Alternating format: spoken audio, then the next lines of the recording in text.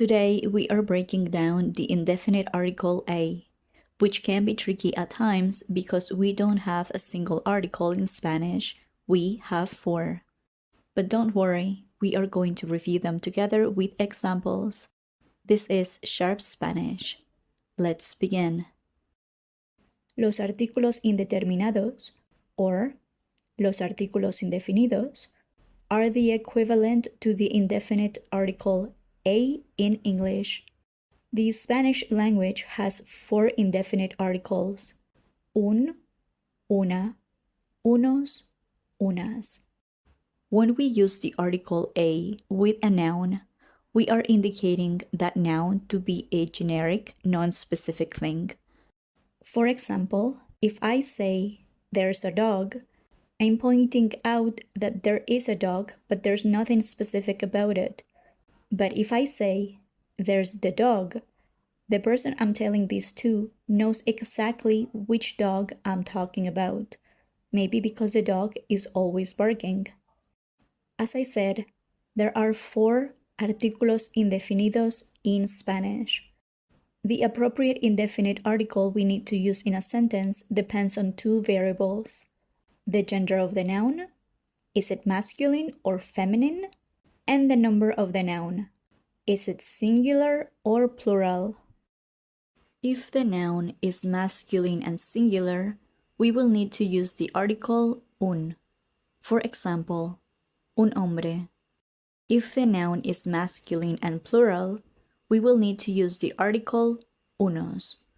For example, unos hombres. If the noun is feminine and singular, we will need to use the article una. For example, una mujer. If the noun is feminine and plural, we will need to use the article unas. For example, unas mujeres. This is simple enough, but knowing the gender of some nouns can be tricky for non-Spanish speakers. Being able to seamlessly recall the correct article for a Spanish noun requires practice and having a basic understanding of the rules that define the gender of nouns. So, let's take a look at them. Generally, nouns that end in a, dat, ed, and tad are feminine, while nouns that end in an e, l, n, o, r, or s are masculine. Of course, there are exceptions. Let's review them together, starting with the feminine nouns. Remember, nouns that end in a, dad, ed, and tad are generally feminine. There are many nouns that end in an a, such as una mesa, una cosa, una pregunta. But there are quite a few exceptions as well. Some notable ones are un problema, un mapa, un día. Nouns that end in dad or tad have hardly any exceptions, so whenever you encounter one of these, you should be safe using the una article. Some examples of nouns ending in dad are una realidad, una edad, una comunidad. Examples of nouns ending in tad are una amistad, una libertad. Nouns that end in ed tend to be feminine, as in una sed, una pared. But there are exceptions, like un huésped. Let's now take a look at the masculine nouns and their exceptions.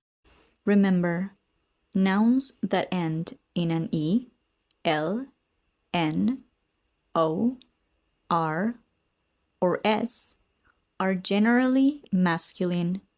There are many nouns that end in an e that are masculine, such as un bote, un coche, un dulce. But there are also plenty of them that are feminine: una mente, una gente. Be aware that una gente would translate as some people in English. There are also many nouns that end in an N that are masculine, but there are also plenty of them that are feminine. Examples of the masculine nouns are un jamón, un camión, un bastón. Examples of the feminine nouns are una opinión, una razón, una reunión. Nouns that end in an L tend to be masculine, such as un local, un festival, un barril. But there are exceptions such as una cárcel, una señal. Nouns that end in an S also tend to be masculine. For example, un mes, un interés. There are some exceptions though, such as una tos. Most nouns that end in an O are masculine, like un hilo, un foco, un libro. Very few of them are feminine, like una mano. Please note that popular nouns like foto and moto are feminine. They have been shortened from their longer forms, fotografía and motocicleta, which are nouns that end in an A. Nouns ending in an R are generally masculine, such as un lugar, un ascensor, un lunar. There are a few that are feminine, like una labor, una mujer. Most nouns will hold their gender when turned into their plural form, which means we only need to change the feminine article una to unas, and the masculine article un to unos. Nouns ending in an A. Feminine. Unas mesas. Unas cosas. Unas preguntas. Masculine. Unos problemas. Unos mapas. Unos días. Nouns ending in dad, tad, and ed. Feminine. Unas realidades. Unas edades. Unas comunidades. Unas amistades. Unas libertades. Unas paredes. Sed, like thirst in English, does not have a plural form. Masculine. Unos huéspedes. Nouns ending in an E. Masculine. Unos botes. Unos coches. Unos dulces. Feminine. Unas mentes. While we could say unas gentes, the word gente means a collective of people, and therefore it is usually only used with the singular feminine article. Nouns ending in an N. Masculine. Unos jamones. Unos camiones. Unos bastones. Feminine. Unas opiniones. Unas razones. Unas reuniones. Nouns ending in an L. Masculine. Unos locales. Unos festivales. Unos barriles. Feminine. Unas cárceles. Unas señales. Nouns ending in an S. Masculine. Unos meses. Unos intereses. Feminine. Unas toses. Nouns ending in an O. Masculine. Unos hilos. Unos focos. Unos libros. Feminine.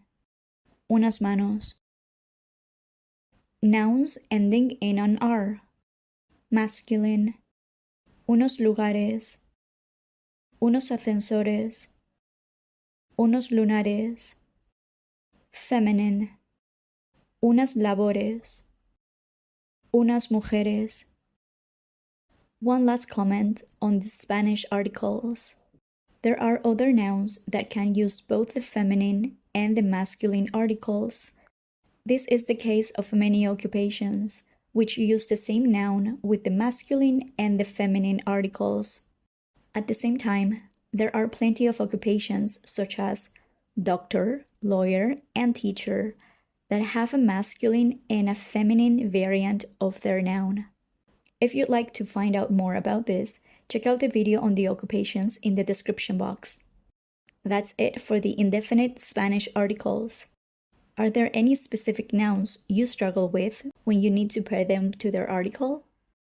Don't stress too much if these articles seem a bit confusing. If you keep these general rules in mind, watch out for the exceptions, and practice, you'll have no problem using the correct articles.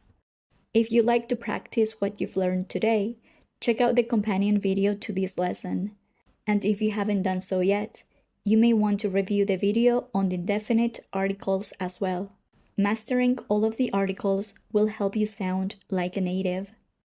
Don't forget to subscribe for new videos every week. And if there is a topic you'd like me to cover, let me know in the comments below. See you in the next one. Hasta luego!